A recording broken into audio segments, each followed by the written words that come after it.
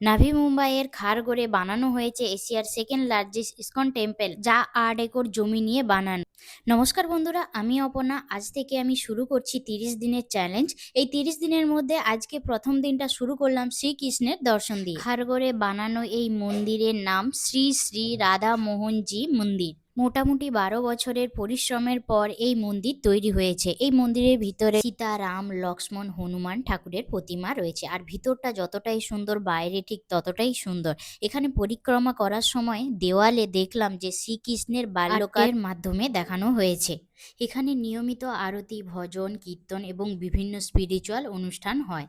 বলা হয় এই মন্দিরটি বানানোর জন্য প্রায় ২০০ কোটি টাকা খরচ হয়েছে। আর এখানে ৪,০০০ লোকের মতো বসার ব্যবস্থাও আছে। আর প্রধানমন্ত্রী নরেন্দ্র মোদী এই মন্দিরটি উদ্বোধন করেছিলেন ১৫ই জানুয়ারি ২০২৫-এ। আর এর পুরো ব্লগটি আমার ইউটিউব চ্যানেলে দেওয়া আছে, তো তোমরা দেখে নিও। আর ভিডিওটি কেমন হয়েছে অবশ্যই কমেন্টে জানিও। দেখা হচ্ছে নেক্সট ভিডিওতে। টাটা।